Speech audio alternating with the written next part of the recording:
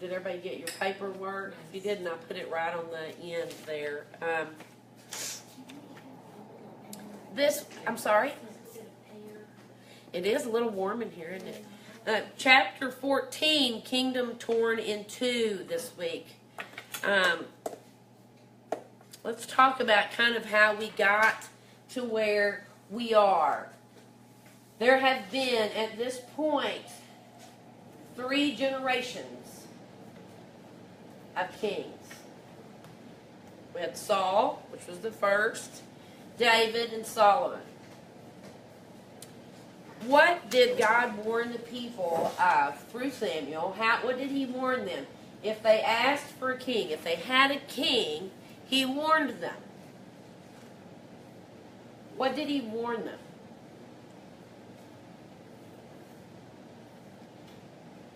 Basically, he told them, look, they're going to tax you.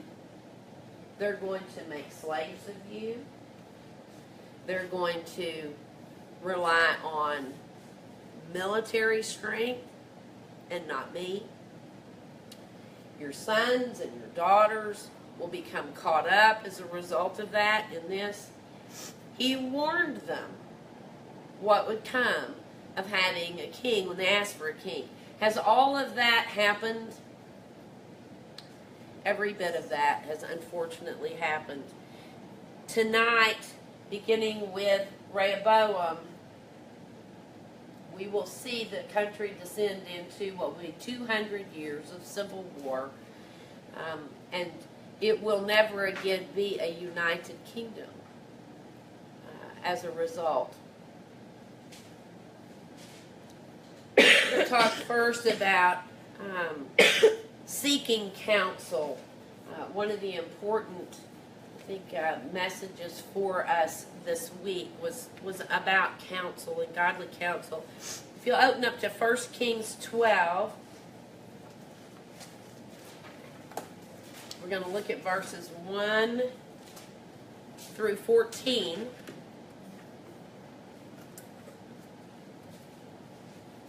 And we begin with King Rehoboam, who is Solomon's son. Rehoboam went to Shechem, for all Israel had come to Shechem to make him king. And it came about when Jeroboam, the son of Nebat, heard of it, that he was living in Egypt, for he was yet in Egypt, where he had fled from the presence of King Solomon. And then they sent, and they called him, and Jeroboam, and all the assembly of Israel came, and spoke to Rehoboam, saying, your father made our yoke hard. Now therefore lighten the hard service of your father, put his heavy yoke, which he put on us, and we will serve you. And he said to them, depart for 3 days, and then return to me. And so the people departed. And King Rehoboam consulted with the elders who had served his father Solomon when he was still alive, saying, how do you counsel me to answer this people? And then they spoke to him, saying, if you will be a servant to this people today, and will serve them, grant them their petition, and speak good words to them, then they will be your servants forever. But he forsook the counsel of the elders which they had given him, and he consulted with the young men who grew up with him and served him. And he said to them, what counsel do you give, that we may answer this people who have spoken to me, saying, lighten the yoke which your father put on us?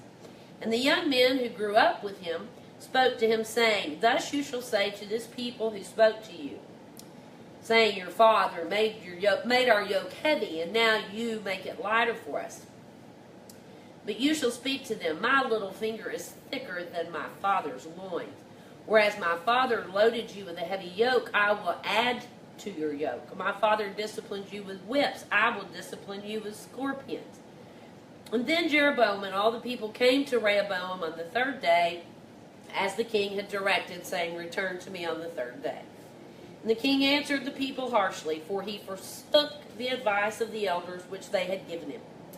And he spoke to them according to the advice of the young men, saying, my father made your yoke heavy, but I will add to your yoke. Your father disciplined you with whips, but I will discipline you with scorpions. So the king did not listen to the people, for it was a turn of events from the Lord, that he might establish his word which the Lord spoke through Ahijah the Shilonite to Jeroboam the son of Nebat.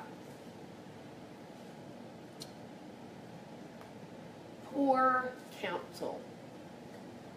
First thing we're going to talk about is poor counsel. We see some poor counsel happen here, and we see it happen on two fronts.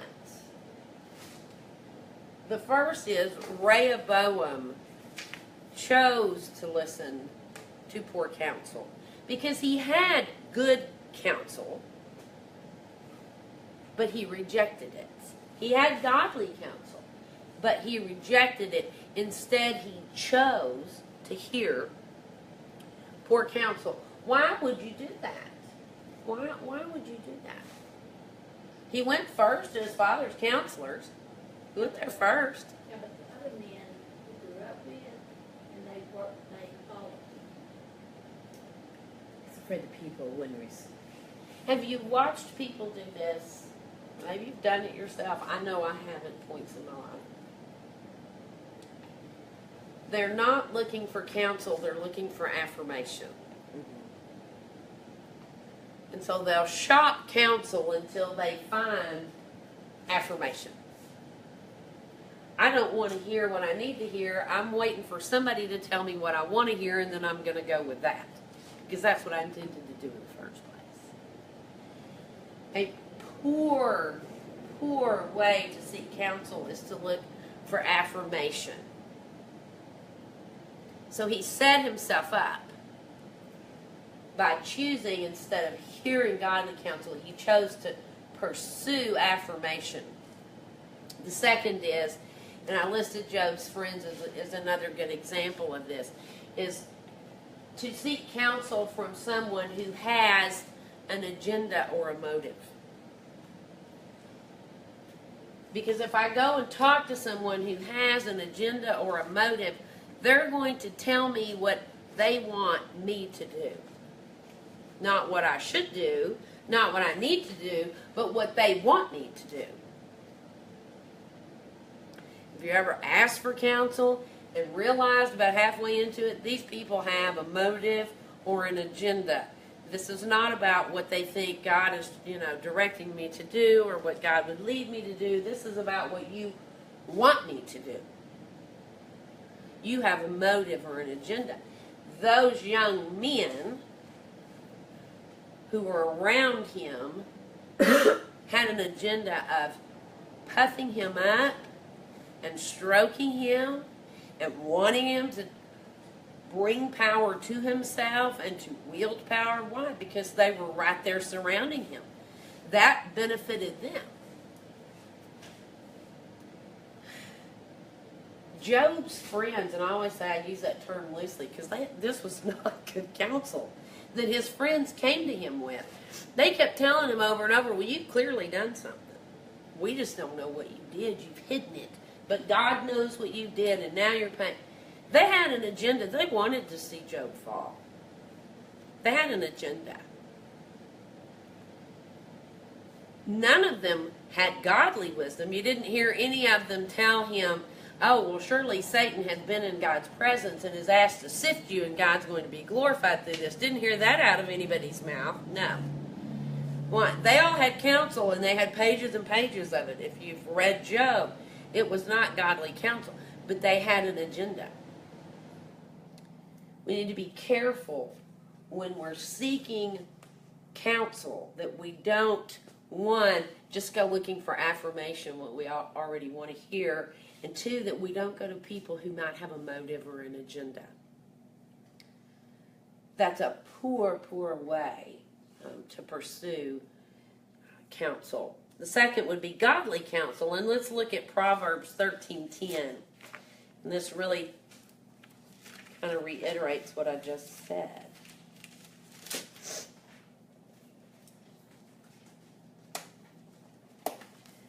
Proverbs 13:10 says, through presumption comes nothing but strife.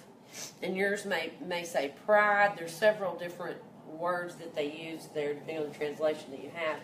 But with those who receive counsel, there is wisdom.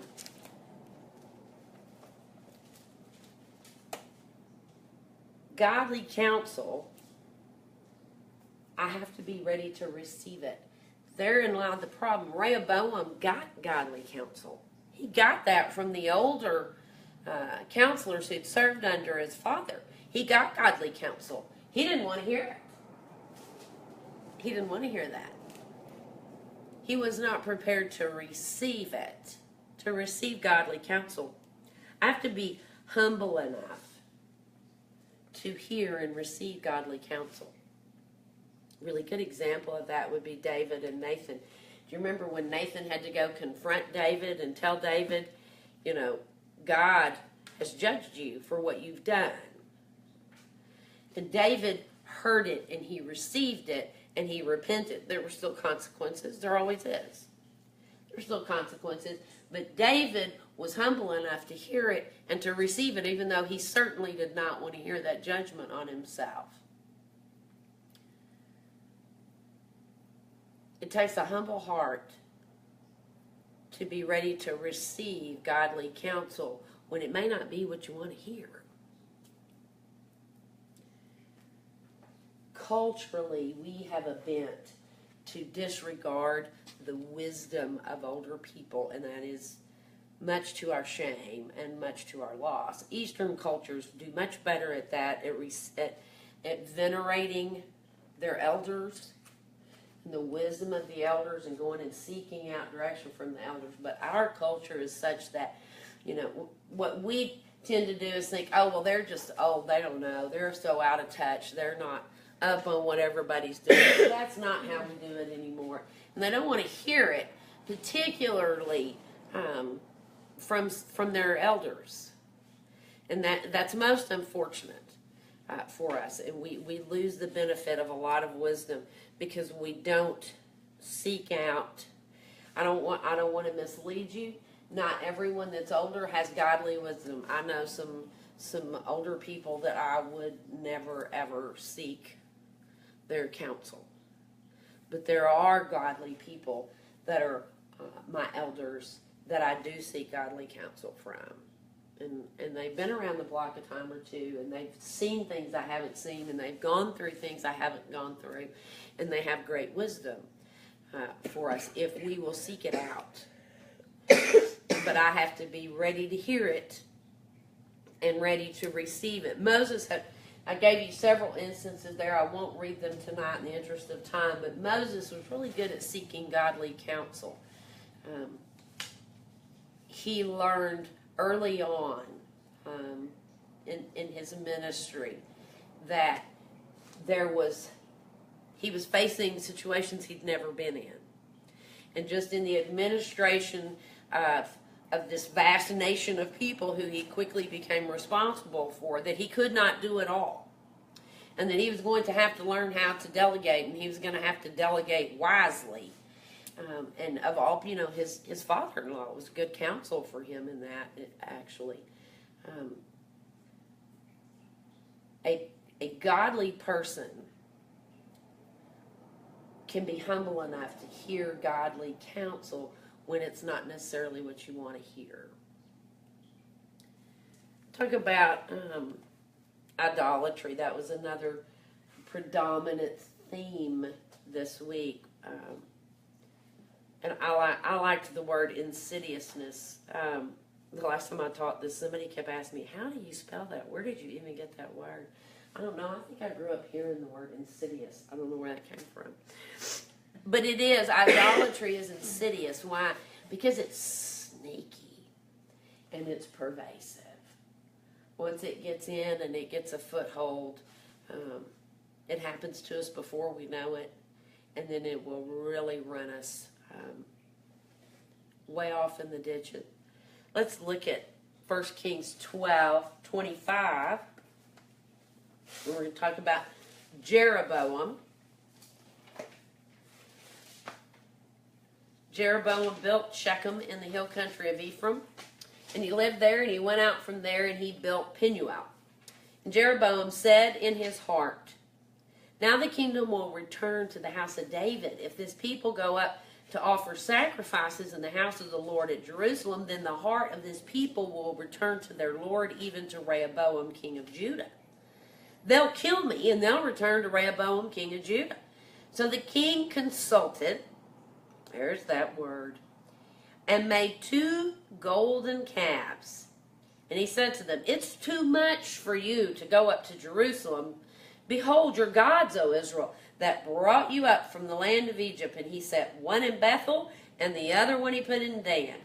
Now this thing became a sin for the people. They went to worship before the one as far as Dan. And he made houses on high places, and he made priests from among all the people who were not of the sons of Levi. And Jeroboam instituted a feast in the 8th month of the 15th day of the month, like the feast which is in Judah. And he went up to the altar. Thus he did in Bethel, sacrificing to the calves which he had made. And he stationed in Bethel the priests of the high places which he had made.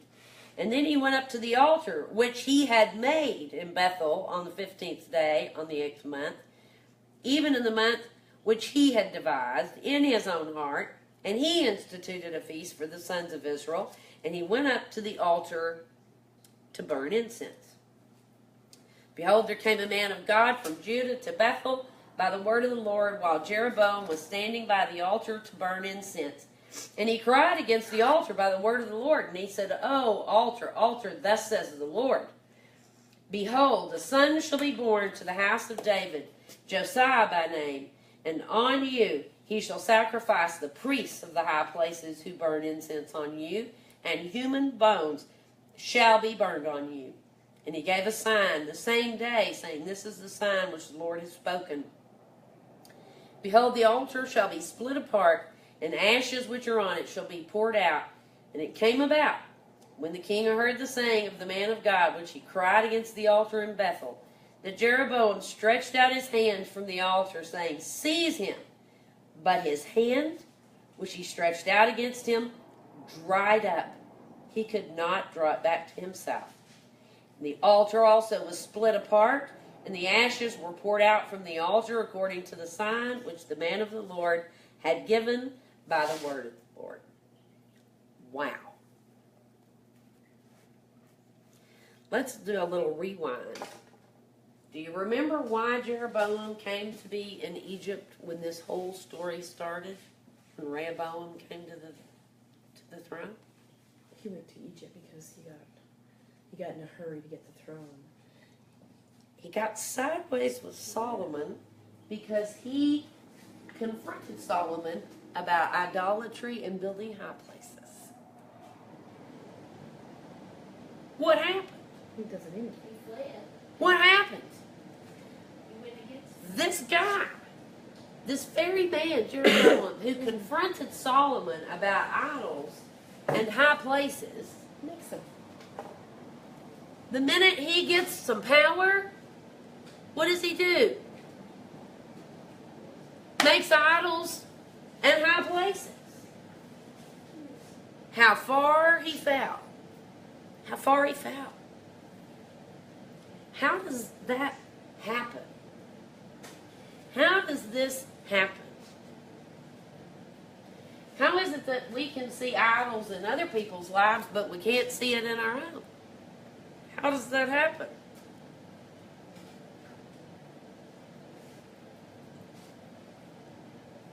Pretty much the way it happened to him. A couple of things. We like immediate gratification. He set these up because he did not want the people going back to where Rehoboam was, which was where they were to be sacrificing. Because he thought, well, they'll toss me out. They'll go back over there. They'll buddy up to him. The next thing I know, they'll kill me and they'll go back to Rehoboam as king. So I can't have that.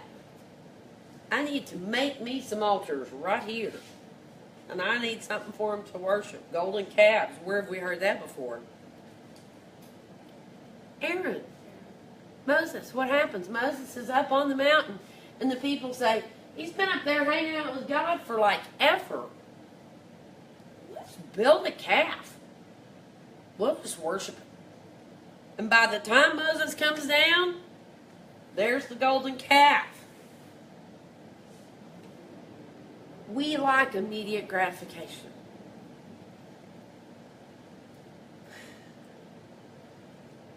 idols happen when I look for something other than God to meet my need. Let me give you an example. If I have a need for intimacy, and I can't get that instantly gratified by God, then what do? I find some person to provide that for me. And I make an idol of that person. Because instead of seeking that need to be met by God, I now begin to look for some person to meet that need. Because I can have it right now and I can control it. If I feel like I need security, and I don't feel like God's giving me that, and He's maybe working through it, what happens? I begin to amass money so that I feel like I can secure my future.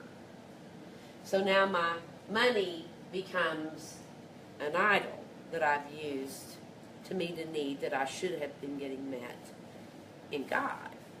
I feel like I need power. I want power. And so I find a job that makes me feel like I have power rather than allowing God to empower me and meet that need in my life. And that job becomes an idol. Anytime I use something from this world to meet a need that God should be meeting, I have just constructed an idol. Now, do I look at it and realize that's what I've done? Probably not. Probably not. Do we all wrestle with idols in our lives? Oh, yeah, we do. I doubt any of y'all have big, shiny gold cows. I mean, I don't, maybe you have one. I don't know. But, probably you don't have a big, shiny gold cow in your house. It's unlikely. But can I make an idol, and this is my second point, of something that seems to be good? Sure. Can I make an idol of my children? Many people do. Many people fall into that trap of allowing their children to become idols. They become the most important thing in their life. My children should be important in my life. Here's what they should never be. They should never be more important to me than God. I can't be a good mother to them if that's the case. The best mother I can be is the mother that puts God first. Can a marriage become an idol? Sure can. Is marriage an important relationship? Yes, it is. Should it ever come before God in my life? It should never come before God in my life. Here's one that'll really blow your mind. Think on this a minute. Can a church become an idol?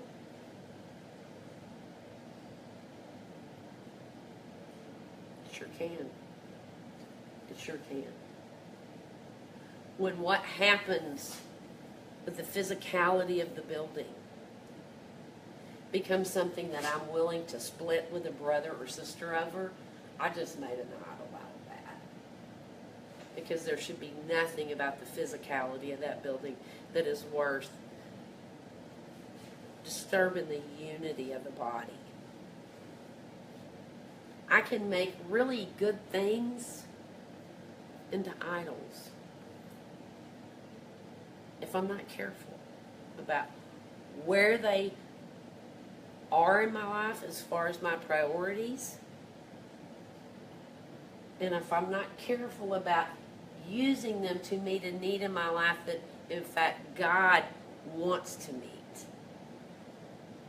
But we like immediate gratification, and sometimes to find God's security takes time for God to grow me into that, and I will instead reach for something that immediately makes me feel more secure. And at that point, I've just made me an idol. Second thing is, it's contagious. idolatry is contagious. It will get on you. That is really what happened. It's really what happened actually in several cases. Let's say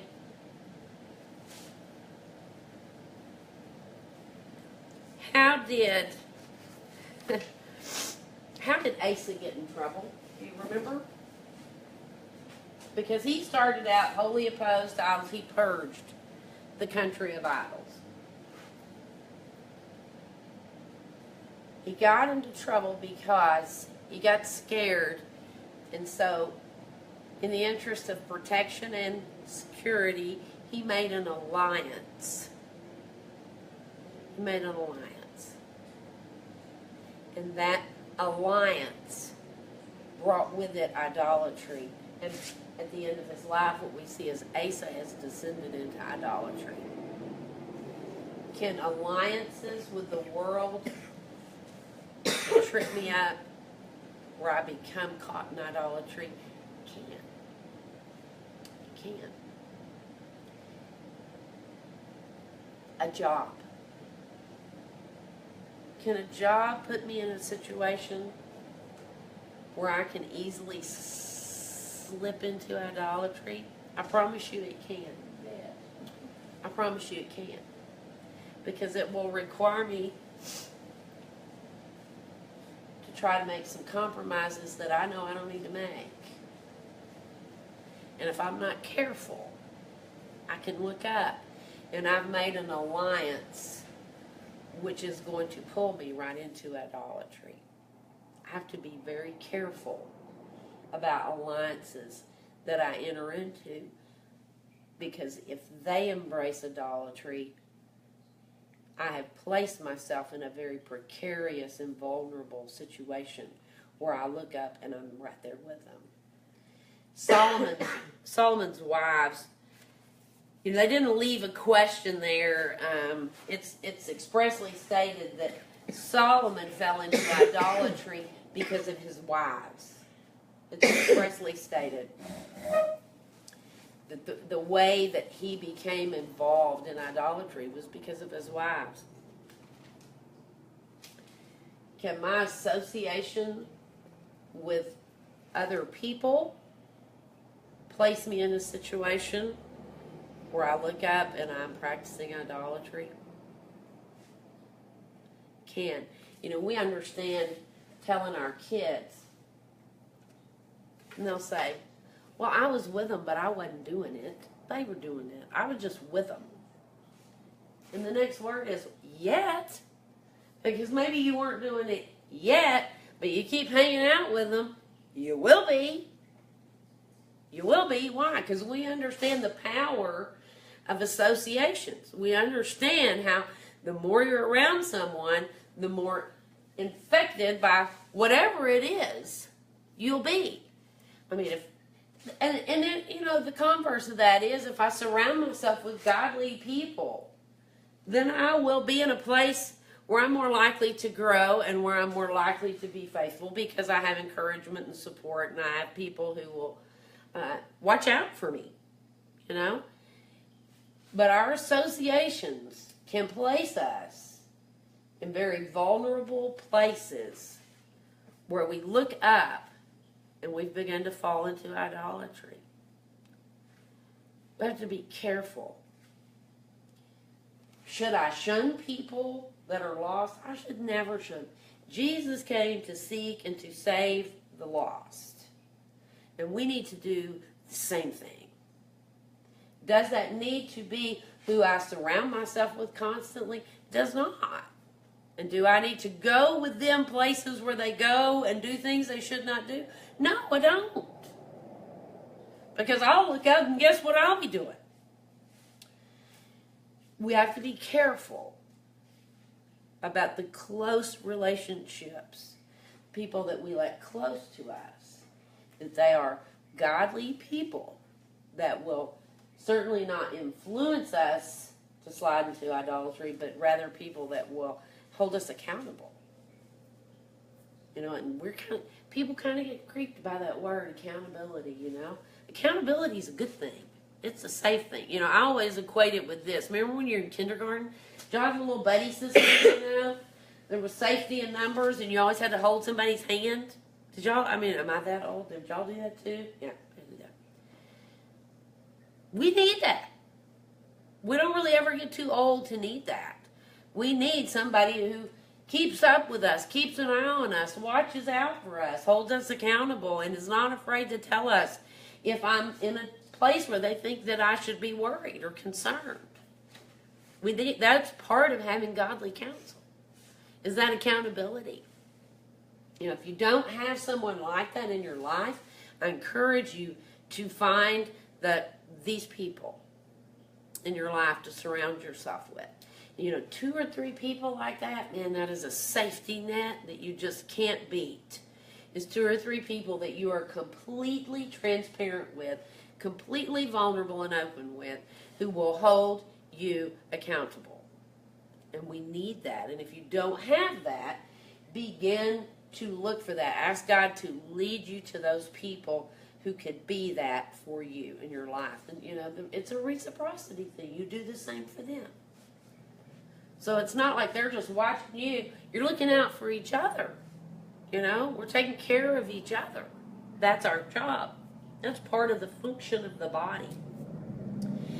Deceptive. Idolatry is deceptive, guys. It's sneaky. For Jeroboam, it came cloaked as compromise and convenience. You know, the way he justified what he did is this was a compromise. This would be more convenient. They wouldn't have to go all the way back to Judah. He would set these up and they would be close and they would be convenient. And, hey, we'll have all the same sorts of things. You know, I'll have a feast just like they have a feast. And we'll have priests just like they have a priest. And we'll have all the same stuff. But it'll just be closer. It'll be more convenient for you. Right? That was his way of justifying it. Compromise, guys. Idolatry can only get in if I begin to make compromises. You know, if I hold fast to what God's Word tells me, I'm safe. But if I begin to make compromises in the interest of convenience, if I begin to make compromises in the and here it is. Well, nobody does that anymore. Nobody believes that anymore. People quit caring about that a long time ago. Well, God's Word didn't quit caring about it. Maybe the culture has. God's Word has not changed. I can't compromise it. I can't cheat it. I can't find a little more convenient way around it. You know, there's things where we have to be sticky. And with God's law, we have to be sticky. Because when I begin to compromise in the interest of convenience, Satan uses that to deceive me. If you go back to Adam and Eve, that's exactly what happened to Eve in the Garden of Eden.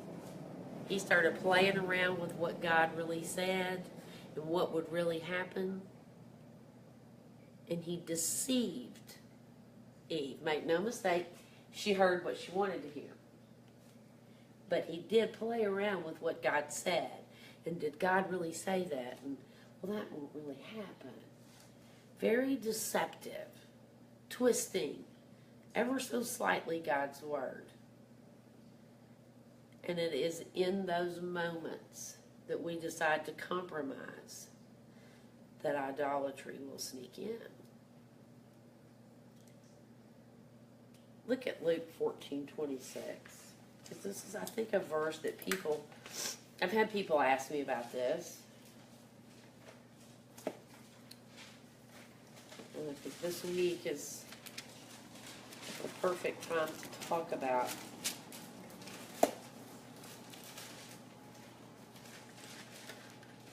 Luke 14:26.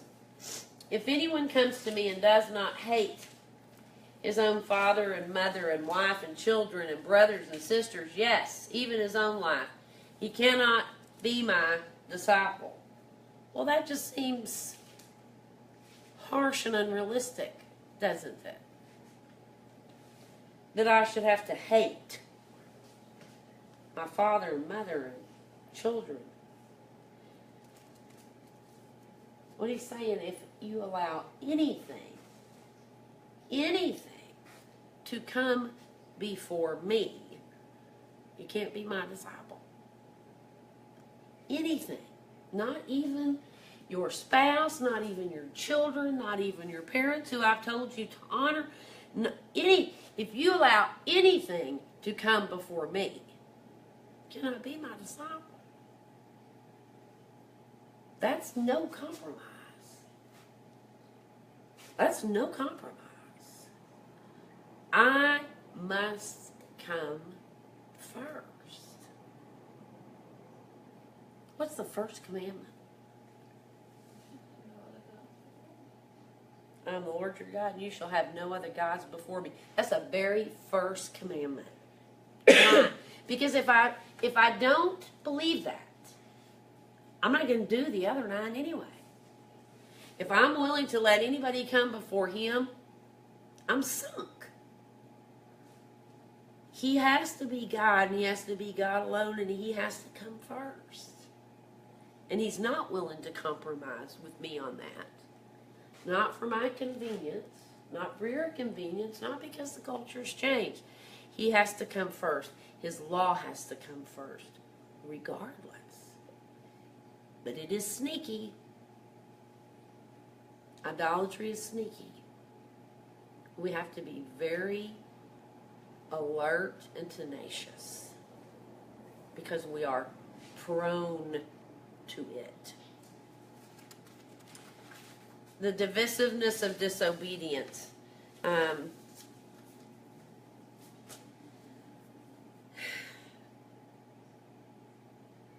We talked some before about the book of Judges ends with a statement that says every man did what was right in his own eyes. When we are disobedient, division happens. The way they wound up with a divided kingdom was disobedience. It didn't just happen. It happened because they were not living in obedience to God's word. And that started with demanding a king. Way back when. And then it just carried on. And they tolerated idolatry. And David sinned with Bathsheba, to which God said, a sword will never depart from your house, which meant Absalom split everything wide open, right? And then they have Solomon. But following Solomon, what happens? Jeroboam and Rehoboam splits everything wide open. And they are never again, that is never a united country again. Because disobedience causes division. Look at James 4 with me.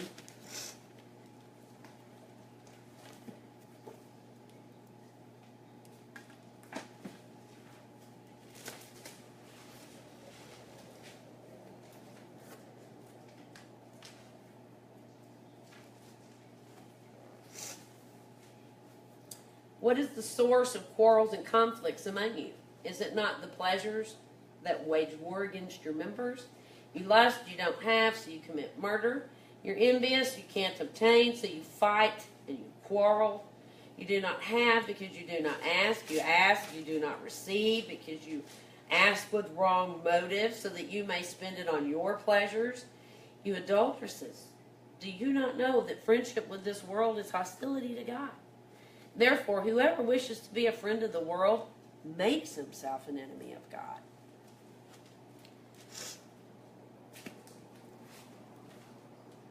When we are disobedient, division will follow. It will happen in the body. You'll see that in the church body. You'll see it in marriages. When we're living in disobedience, there's going to be division. Why? Because you can't have everybody doing what's right in their own eyes. You know why? Because what's right in my eye is not going to be what's right in your eye. And now we got a problem. If we're all following God's law and we accept the fact that this is God's law and so we all do what God says, there's unity. Because we all have the same goal. We all have the same rules. But if we're all going to make up our own rules, well, the rules you make up aren't going to be the rules that you make up, which aren't going to be the rules you make up, and they're certainly not going to be the rules I made up. Now we got a problem. If there's disobedience, there's going to be division. Adam and Eve. What happens? She goes, she eats the apple, and then she turns around and gives it to Adam, and he eats the apple. They go back, they run, try to make a covering, which doesn't work well. God pursues them, and he says, what happened? And what do? They blamed each other. He said, it was that woman you gave me. She says, oh, Satan did it. He deceived me. They turn on each other. For the first time, you see something other than unity in the Garden of Eden. And it was caused by their disobedience. Had this been a problem in the past? No. They were in perfect fellowship with God and they were living in obedience. There was no division. The division happens the moment one of us is disobedient and leads another who then becomes disobedient. And now guess what? Enter blame and shame and division. That's what happens. Not only that, it caused them to be divided from God. What? They wanted cast out of the garden. Why? Because they were disobedient. And disobedience causes division. Do we understand that when we're disobedient, what follows? And that's not just me that pays, but I'm going to cause division in my family and my relationships and the body. And a division between me and God. Because until I get back aligned with His will and with His Word, He and I got a problem. Aaron and Miriam, I'll give you that example real quickly. What happened? They decided that, you know what, God could talk to us, and it says He has to talk to just Moses. He could just talk to us. What happened? Caused division. Caused division between Aaron and Moses, between Miriam and Aaron, between Miriam and Moses. Why? Because they were disobedient. God had named who was going to lead and who God was going to speak through. And they decided to be disobedient. And it caused division. Could have very well caused tremendous division within the nation of Israel had it gone any farther. God shut it down real quick. But it will cause division. It certainly caused division in David's family. Like we said, the sword. He said the sword will never depart from your house. And there was constantly Absalom at war with his own dad. But God had told him that would happen. And it was the result of his disobedience with Bathsheba. The precarious nature of prosperity and progress. What happens when I begin to prosper and we begin to see progress? What happens? Progress in what? Our lives? Or In our walk, in our church, spiritually, when we begin to see progress or prosperity, what happens? that's Satan's main ground. Oh, here he comes. Here he comes. Right? We are never more vulnerable. Because we let our guard down and think everything's We get sloppy. We get sloppy. We get prideful. We think, I'm not doing too bad. You know? Well, you're doing pretty good. And what happens? Easy pickings. We become easy pickings. The moment we take our eyes off of Him and begin to focus on that progress and that prosperity, we fall. You know, Moses hit the rock. Moses hit the rock. He got a little carried away with the power that he had all that time. He let his anger get the better of him. He hit the rock, and for that, he never entered the promised land. Came at a price. David was a man after God's own heart. But once he got to the place where he kind of had, Israel was beginning to prosper and they were being recognized as a nation, and what? He doesn't go to war. He'll just stroll around up here on the palace a little bit and check out the lady across the... Man after God's own heart. But he got lazy, he got slack. And Satan got him. He threw out there exactly what he knew David would snap on. How about Solomon? Solomon was the wisest man. It says he was the wisest man on earth. What happened when he got prosperous? He accrued wives, and I'm always fascinated by this. What man wants 700 wives? You couldn't get Kenneth Abel to take one more, much less 699 more. I'm sure he's thinking, Lord, I don't know what to do with the one I got. If you gave me 699 of those, I'm leaving. But he begins to accrue these wives and these concubines. And here comes idolatry into his life. He's the wisest man on earth. Could have been with 600 wives. Right?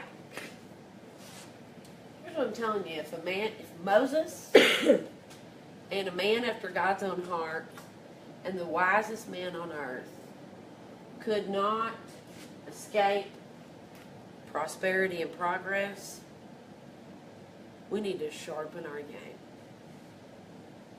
Because I tell you what, I'm gonna be a lot easier pickings than any of those three guys were. That's for sure. So every red alert, every red flag for me should go up when I begin to see that God's making progress in my life. When I see that God's blessing, man, we need to double down on being alert, being vigilant, that we don't let idolatry slip in, because it's really easy to go from thanking God for the blessings to worshiping the blessings. And it happens just like that. You know, I go from worshiping the Creator to the created, to the things that He gave me. I can be so distracted and fall in love with all the things that He's given me that I completely lose that relationship with Him that brought all those things into my life. We got to double down, man. When we see God at work, double down, be vigilant, because if God is blessing and God is leading, if God is moving forward, trust me, Satan is nipping at your heels. Because he knows that's when we're vulnerable. Upper story. Why does God allow bad kings? Because the lower story version of it, that is. It's the same as, why does God allow, loving God allow people, send people to hell? Well, He doesn't send people to hell. People choose that. They don't want Him as their Lord, and He honors that. You don't want me to be your God, and so there you go. Why does God allow bad kings?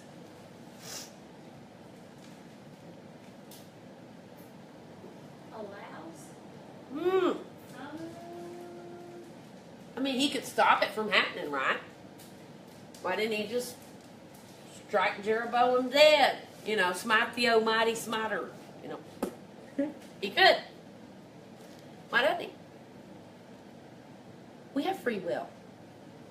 Who chose to have a man for a king? Who made that choice? Man chose that. That wasn't God's choice for us, but He allows us free will. So if we choose that, we get that.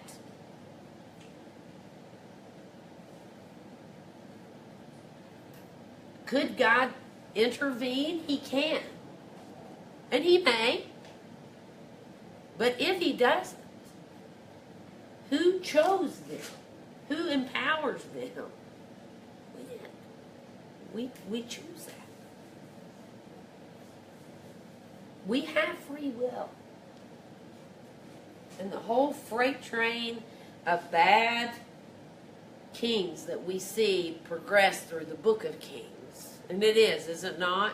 I mean, it's just like one crummy king, then another crummy king, then, oh, he's really a super crummy king. Oh, he's the worst. Oh, he's pretty good. Nope, he fell into idolatry. It's just this steady downhill of one bad king after another. Let's not lay that at God's feet. Let's lay that where that belongs. Way back then when they said, no, we want to have a king like everybody else has. We want a king to be a military leader. We want a king who will go out and fight before us, because like God didn't do that for them. I don't know how they think they got in the promised land to start with, but whatever. That's what they decided. Who picked that? God didn't pick that. They picked that. The upper story is we have free will. And we can choose in our free will to do something that is disobedient, as they did. God continues to pursue us, even still. Were they disobedient? They were disobedient. They demanded kings. Were the kings disobedient? Yeah, God told them they were going to be that way. He was correct. Did God abandon or forsake them? He didn't. He continued to pursue them and to protect them, even to discipline them, send them into exile, bring back a remnant and start over again several times, and still sent Christ to save us. Let's don't lay our choices and the consequences of our free will at God's feet. Let's not rewrite that upper story. The upper story is and has been from the first episode of disobedience with the Adam and Eve. God has continued to pursue a disobedient people, even to this day. Well, he's got a lot of pursuing to do right now. We all do. Oh, It's, yeah. But do you think it was any different then? no. That's where we get off track. We think, oh, today, and I'm like, have you read about Sodom and Gomorrah? Like, have you read this book? Have you read about the days of Noah? Have you read this book? We didn't invent it. We're not even the best at it. There were people before us who even exceeded us, you know? But God is faithful to his covenant regardless. He continues. The upper story of that is, are there bad kings? There are bad kings. Are there bad rulers? There are bad rulers. Are there bad governments? There are bad governments. God continues to pursue us despite whatever consequences we may be living with because of our poor choices that we made because we're endowed with free will. Can he step in? Can he intervene? He can. Does he always? No. Is he able to work through those, even to glorify him? Well, Pharaoh tells me yes. Did Pharaoh do his best to do his worst? He did his best to do his worst. Was God glorified through Pharaoh? Yeah. So even through those people, God can be glorified. It's not for me to figure that out. It is for me to see the upper story, which is God continues to pursue me, to pursue mankind, even though we have brought on ourselves consequences from really poor choices because we have free will. Next week, you're going to cover several prophets. Obviously, we cannot cover all the prophets. In the interest of trying to get a cohesive picture, I have given you guys Hosea, the book of Hosea. So your workbook this week will be all around Hosea. So you will see your reading selection in your chapter, the storybook will cover multiple prophets. For the interest of the workbook, it's all about Hosea. We're going to just study Hosea. In it is everything that we get from all of the other prophets anyway. And it is, here's what I want you to look for. As you read the book of Hosea, How is it the upper story? That's what I want you to look for. How is the book of Hosea the upper story? Questions, comments, thoughts, observations, anything before we close? I'm going to try to show a video next week. I have a really fantastic video that goes to Hosea. If I don't run out of time, we'll get to watch it. If I don't talk too long, we'll get to watch a really good video next week. It's real short, but it's really good. Anything else before we go? Listen. Thank y'all for being here tonight. Thank you. Father God, we thank you for this.